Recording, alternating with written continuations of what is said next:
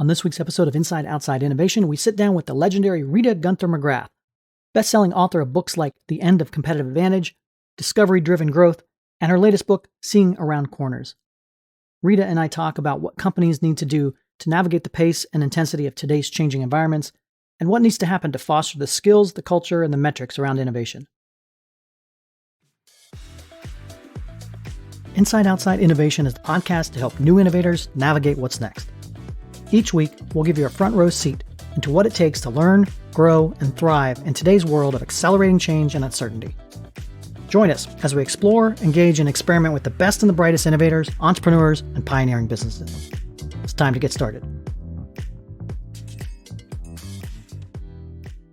Welcome to another episode of Inside Outside Innovation. I'm your host, Brian Ardinger, and as always, we have another amazing guest. With me is Rita Gunther McGrath. She's the author of Seeing Around Corners, How to Spot Inflection Points in Business Before They Happen. Welcome, Rita. It's a pleasure to be here. I can't tell you how excited I am to have you on the show. I've been a big fan for a long time. You're a best-selling author of a number of books, The End of Competitive Advantage, Discovery-Driven Growth. You're a sought-after speaker and consultant and a longtime professor at Columbia Business School. So thank you very much for coming on and sharing your insights about innovation. You've written this new book, Seeing Around Corners, about how do you navigate and become better prepared for this inevitable change. What made you decide this is the right time for this particular book? And it came out right before COVID. For once, I got the timing on a book right.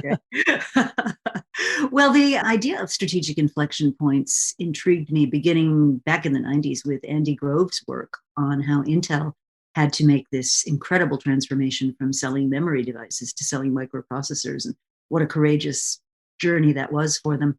And there hasn't really been a lot done on that theme since then, not a lot. And as we were looking at inflection points, and before the pandemic, the ones I was watching were certainly digital, touching every part of everybody's life.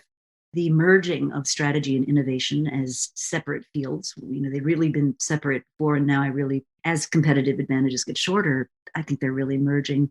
And then perhaps the whole issue around productivity, automation, what's the right kind of social contract? And it seemed to me these were all the kinds of changes which feel really slow moving until they hit some kind of tipping point. And that's when you have the inflection point. And what got me intrigued about the book at this particular time was how far ahead you can pick up the weak signals that something really is brewing. And if you keep an eye on it, right, it can take your business to new heights. And if you sort of stick your head in the sand and pretend it's not happening, that's where we see the great corporate catastrophes. And your book breaks it down really into three core questions, like how do you see an inflection point coming? How do you decide what to do about it? And then how do you bring the organization along with you to make that happen? To set the stage, how do you define an inflection point? What's out there and why is it so important to identify inflection points? Yeah, so I define an inflection point as some external force that exerts a 10x pressure on something about your organization or your business. So that could be, it often is technology, but it could be other things. It could be regulation. It could be social norms. It could be a number of different things. So for instance, if you're in the energy world today, you're staring at dramatic pressure on the fossil fuels business. And that's not a big mystery. And it's not going to happen overnight, but that's something you're going to have to respond to. So the reason I think this is an interesting way of thinking is that if you think about it, any business, any organization is born at a certain point in time. And there are things that are possible and things that aren't. So you can almost think of it as like living within an envelope of constraints. So 30 years ago, if I wanted to get a video message to millions of people, I had to be Metro Goldwyn Mayer or Sky News. I had to own satellites and production equipment and have camera crews all over the world. It was huge investment required to do that. Fast forward to today, and if I want to get a message that's compelling to 30 million people, I can pick up my device. Hopefully I'm talented enough that I can post it on Instagram or wherever. If it goes viral, voila. And what have you spent? Almost nothing. And that to me is an example of the kind of inflection point that overtakes businesses sometimes before they're really aware of it, because we built our assumptional world around what's possible at the time those assumptions were formed. And when those assumptions change, it's super easy to miss them. Yeah, the pace of change is absolutely accelerating. We got technologies, markets, access to capital. Think about, we're filming this a couple weeks into January. If you think about the first 3 Wednesdays of January, you had a riot on the Capitol, an impeachment, and inauguration, and that's just the political side of change. Is it the inflection points? Are they coming more frequently? Is it the number of inflection points that are happening right now that's making it so dynamic? Or is it the intensity of these inflection points, or both? Yeah, I kind of go with intensity, right? If I go back to my media example, to think that in the span of just a couple of decades, you went from something that was literally a multi-million dollar, tens of million dollar required investment to something where any kid on a scooter can Right. do it for nothing. That to me is just an intensity level of inflection point that I don't think we've really adjusted to. The other thing I would argue is that these inflection points happen before our institutions catch up. And there's always a lag between what's possible human and technology wise and what the regulators are there to provide and what is happening with institutions. So, an example that's playing out right now is the whole conversation about personal privacy, the data mining and advertising, business that's made out of mining people's personal data and the whole third party data selling kind of things. And in my book, I talk about this as an issue where, institutions and the public in general just haven't caught up to practice. So if I go all the way back in time and look at the previous regime, like what was privacy? How was privacy defined? How was it valued? And an interesting artifact is the National Librarians Act. And in the National Librarians Act, it was actually considered completely unacceptable for any librarian to record the information someone came into a library to seek, because that could be considered an invasion of their privacy. If you were looking up diseases, or you were looking up political parties, or you were looking up something that might be a little dangerous. And the librarians were sworn to secrecy, that they would not betray that, which seems almost ludicrous when you look at what's being done with our data today. And that to me is an example of an institutional norm, which is just beginning to catch up to the reality on the ground. So, do you think with COVID, the pandemic has made your job easier, or has it made it more evident for the majority of companies out there to realize, like, oh, yeah, I've been hearing about change, I've been hearing about these challenges, but yeah, now it's actually at my doorstep? Do you think the majority of companies out there realize the dynamic nature that they're operating in now? Well, the good news is I don't have to explain to people why they need to change anymore. I don't have to make the case for it anymore. So that's good. I would say the nature of my work has changed in content tremendously. What I used to get asked for a lot was, come give us this entertaining, amusing, thought provoking talk about your research and your book, and bring people into our conference because you've got a good name and people are interested in you.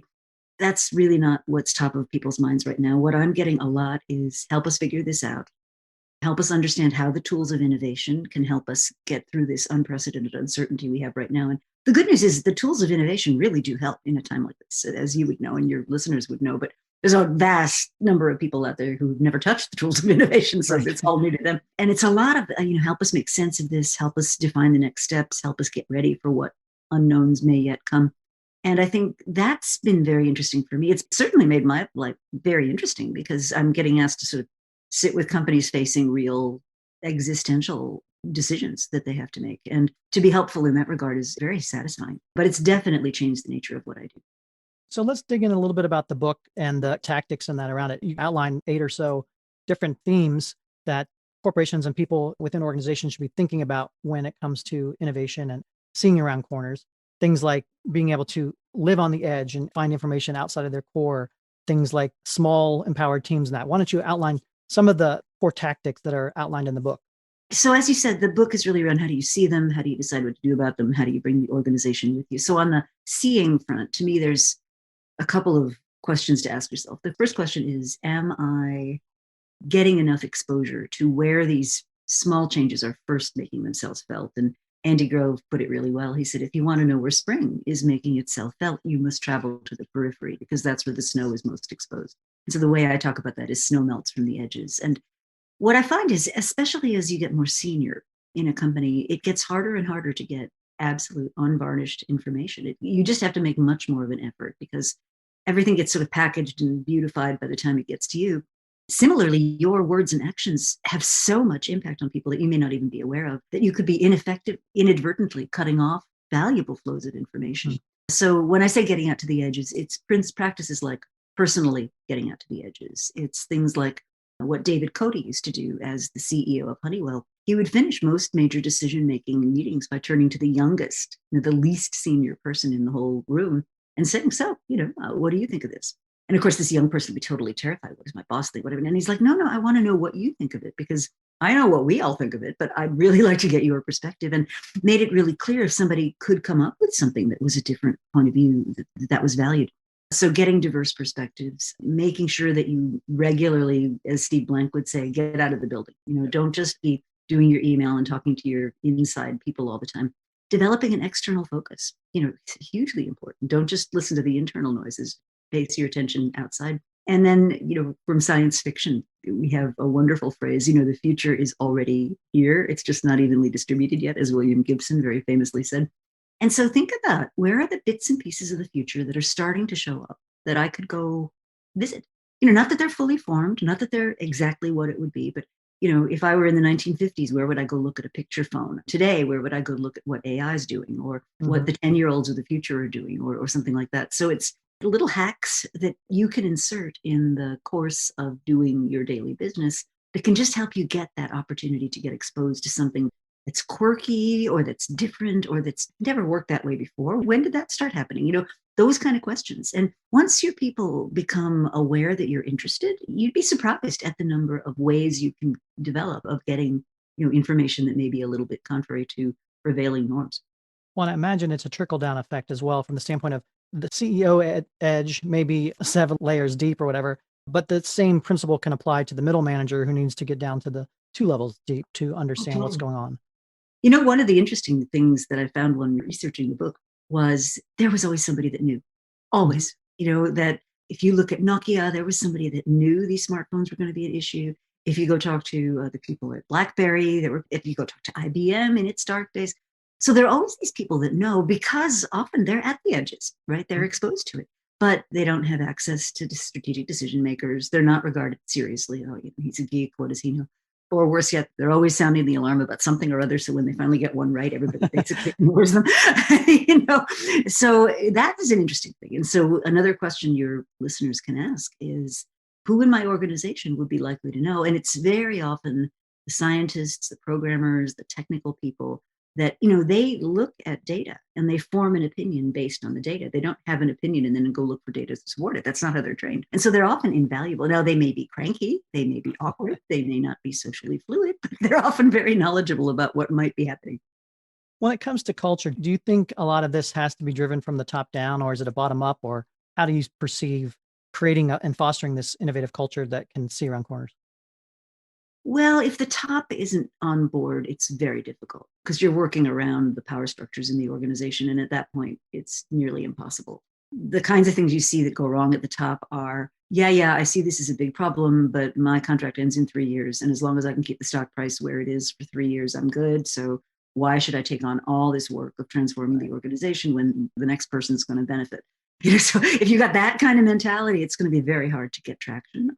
So I do think the top needs to be at least supportive, at least get out of the way. At best, really encouraging and leading the charge. I do think there's a lot of mythology about culture and innovation that gets in the way. So, I've seen companies that go off on these, we've got to foster a culture of innovation, so we're going to have innovation boot camps, and Post-it notes in their thousands are going to die, and it's going to be great. And no idea is a bad idea. And you've all innovation theater, right? We've all been down there. But, real innovation, as you know, Ryan, it's a process. It's a set of practices. It's a set of structures. You can't run an organization where 9 to 12, we're all like, ooh, what does blockchain mean for the future of Persian rugs? This is actually a thing. I found out about this on LinkedIn yesterday. There's this guy who's selling Persian rugs who thinks if I can, detect the origin of the Persian rug by linking it to a blockchain, I can sell more Persian rugs. But anyway, so in the morning, you're all about blockchain and Persian rugs and God knows what. And then in the afternoon, it's all about, so what happened to this quarter shipments and what's the deadline? I mean, you just can't do those things as human beings together. So you really need, it's separate kinds of work, separate work streams, separate structures. And it's very hard to build that without real support from the top of the house. That kind of leads to the question around metrics and measurement. And how do we know if we're getting better at this as an organization, or what should we be looking at? I know in the book you talk about lagging versus current versus leading indicators and that, but can you talk a little bit about how we measure if we're getting better at understanding these dynamic changes? As you mentioned, so a lagging indicator is great data, but it's about something that's already happened. We can't change it. Current indicators tell you where you are, so what's happening right today. And then leading indicators, which are the hardest to get, give you some insight into future possibilities. So a couple of caveats. First is I'm not a huge believer in prediction. I mean, who could have predicted what happened at the White House on January 6th? Civil insurrection would not have been at the top of our minds when we woke up on the 5th of January. So prediction's really hard. What I do think you can do is prepare. And so the measure of a good leading indicator is, did it expose us to scenarios in the future that were realistic enough? It merits putting some investment in preparing. And this is where I think, again, a lot of companies, either they settle on a point forecast of a preferred future, and that's where we're going, and we're not looking right and we're not looking left, and that's it. Or they confuse their preferences with their predictions. And that's dangerous too. Like, I know what world I'd like to live in, but that doesn't mean that's the world we're going to have. Just having the time to have those conversations about, let's look at these dynamics. And I get invited a lot with companies to go through this now, which is, let's think of what plausibly could be the kind of future you're going to be living in. So a lot of our audience is also involved in the startup realm. How does this book and how does your process differ in a startup environment versus a big corporate environment? Are there things that startups should be looking at differently when it comes to seeing around corners versus bigger corporations, or how does that play out? For startups, inflection points always represent opportunities. If you look at YouTube, right, that whole media transition that I was talking about, well, YouTube was both an enabler and a huge beneficiary of that. The digitization that we've talked about has created untold entrepreneurial opportunities in all kinds of areas. So the fact that there is an inflection point by definition means the established order is going to be shifted in some way, and that always opens up entrepreneurial opportunities. In terms of being prepared to see what's going on, it's easier if you're smaller. There's not as much bureaucracy, there's not as much entrenched. That's not how we do things around here. So it's easier to be more fluid in your operations. That being said, entrepreneurs are no less vulnerable than the rest of us to falling in love with a given worldview, to settling on a given course of action, despite all evidence this is not going to work.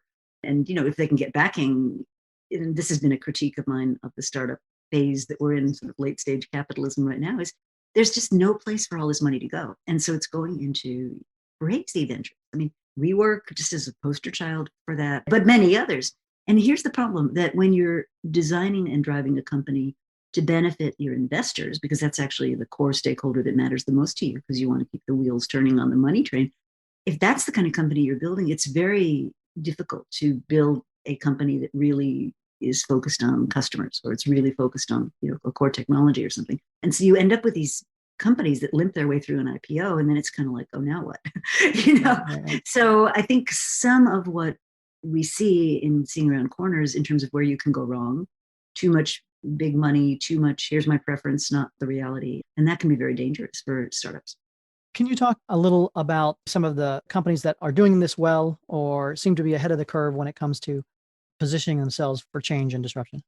Sure. I think companies like Aetna CVS in healthcare really trying to think about, what does patient-centered distributed healthcare look like? Very interesting. Companies like Costco have certainly shown that, in part because they really do release and empower the talent of their employees, they're doing great, through all this pandemic. I see companies like that setting aside the time and really being thoughtful about what the future holds. So among the companies I'm working with, Procter & Gamble, looking at what does the next phase of consumer life look like, after we're through this pandemic, and really asking very thoughtful questions about what would this need to look like if we were to meet the needs of those consumers of the future. So companies like that, I think, are taking the time and really thinking about it. And Nestle is another one that I think is really giving a lot of thought. Unilever, in fact, just announced that they're going to insist that their suppliers pay living wages to their people. So they're trying to get ahead of this humanism curve, I think, that is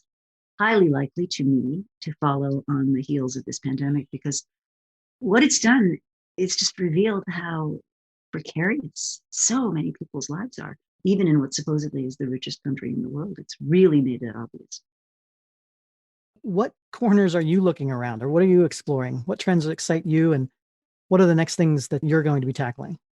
Well, personally, I think if I just take the pandemic, we went through this first phase where it was all very exciting and new and catastrophic for some, but for a lot of people, it was a chance to really, yes, we're finally going to digitize. Yes, we're finally going to make remote working possible. Yes, we're finally going to do these things, followed by just exhausting, nonstop, round the clock kind of working. Then we had this middle phase where it was sort of, well, it's going to be over by Easter, and then it's going to be over by July, and then it's going to be over by the time school starts. And where we are now, I think, is a combination of exhaustion, people sort of saying, I can't do this anymore, but also new possibilities emerging. And I think that's what's going to be really interesting, because we've learned a lot about how to do things in a very different way. And so I'm intrigued by, what does the future of work hold? How has the pandemic made us rethink careers, as an example? So there's a lot of people out there now who've gotten basically what are battlefield promotions, because they alone in their organizations were able to rise to this, make something happen, get the results regardless of external situations. And so it's brought a lot of different kinds of leaders to the fore who may not have done so in a traditional environment. So on the kind of human side, future of work things, I'm very intrigued looking at that. I'm also intrigued, and I think this is where innovation really comes in. I think we may be on the opening pages of really finally getting innovation right at scale and as a capability, rather than innovation theater. And I think it all kind of comes together with this major inflection point around competitive advantage and strategy, which is, back in the day, if you had a major innovation that really worked, you could enjoy that for decades, right? Yeah. DuPont invents nylon, and 40 years later, they're making money on nylon. And today that just doesn't happen. Things are happening much faster. And so your innovation engine needs to be able to produce new advantages to replace those that have faded away. So to me, there's a tremendous amount of kind of a feeling of we're on the brink of something really amazing in the innovation community, that all of a sudden people are saying, not that that's not irrelevant anymore, that really is relevant. That's where we need to be investing some time to build capability. Now, I think there's a fair amount of cluelessness about how to do that, but at least the awareness that that would be a good thing to do is out there. And the final question I have is, what question do you wish more interviewers would ask you about your work, or what insight is kind of most overlooked in what you do? That's a fascinating question.